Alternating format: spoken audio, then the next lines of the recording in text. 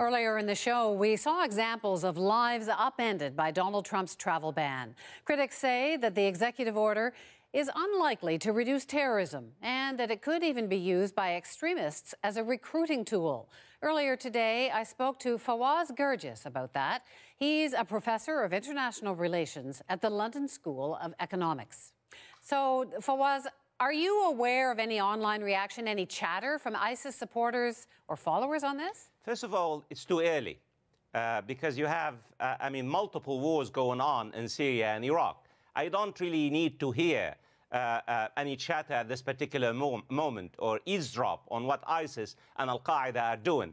But this particular initiative by President Donald Trump, by lumping Islam and Muslims with Islamic radicalism, by talking about Islam hates us all. That's what he says. Islam hates us all. That means Americans. This is placed into the hands of Al-Qaeda and ISIS. Because what ISIS is trying to tell Muslims, this is a war between Islam and the West.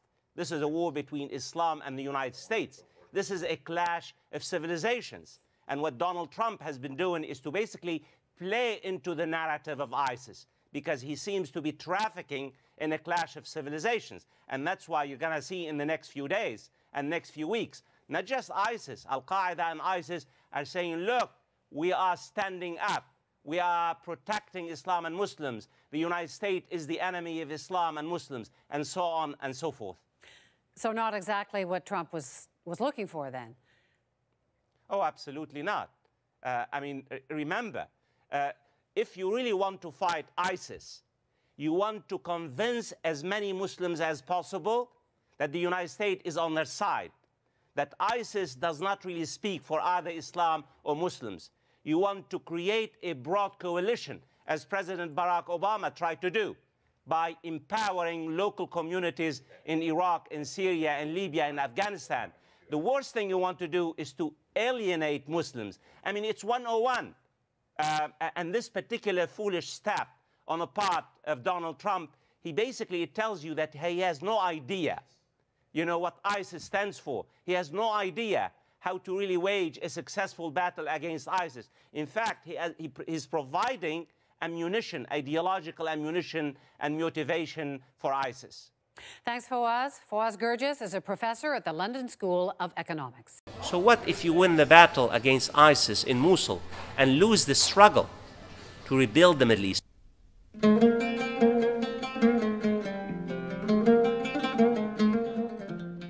It started under her. It was a little group of people. It could have been wiped out quickly and effectively then. Now it's a very large group of people, and it's only getting bigger. And if she gets in, it'll be massive, and we won't even have a country anymore. We're going to be afraid to walk outside. All right. The debate is so superficial and divorced from realities in the Middle East. They're obsessed with ISIS. They have built ISIS into a great power. No one is suggesting that ISIS is not dangerous. ISIS is dangerous. ISIS is dangerous mainly for the Middle East, is for the people in the region, and of course is dangerous for the international community. But one point for your own, viewers and your own listeners, ISIS is a product, a result of broken politics, fragile institutions, lack of transparent governance, creeping sectarianism, foreign intervention, the US-led invasion and occupation of Iraq. So the question is, the United States should not be debating just about military option to defeat ISIS, because you asked me earlier about Mosul. So what if you win the battle against ISIS in Mosul and lose the struggle to rebuild the Middle East, to prevent ISIS and Al-Qaeda and other non-state actors from finding a refuge, a home in the heart of the greater Middle East? I think if you ask me, one thing is that the United States must invest in trying to help Middle Eastern societies and Middle Eastern governments rebuild their broken institutions. One word: institutions, institutions, institutions. What this means, this is not about American military intervention. This is not about money. This is about really investing in the future of young men and women. Remember, the biggest constituency in the Middle East are young people. And how do you really give people a stake in the future? how do you, when I say institutions, I'm not just talking about elections. I'm talking about universities, I'm talking about schools, I'm talking about a productive base, I'm talking about training, I'm talking about women empowerment. And not only the United States, where is Europe? We keep talking about terrorism and the refugee crisis.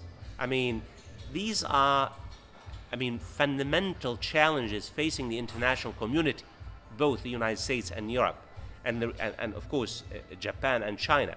What you need is a multilateral effort to invest in the future generations of the Middle East and Africa to help, fragile societies put their governments and their economies in place. And I don't see it. Sadly, I don't see it. Now we're going to hold Mr. Trump over. And Bill, remember one other thing. They're letting tens of thousands of people come in from Syria, and nobody knows who these people are. All right, well, we went through that a lot already. of those people are ISIS. Okay. A lot of these people are ISIS. I'm not convinced of that, but I think there has to be a slowdown on that and a real vetting. But protection of the nation from foreign terrorist entry into the United States.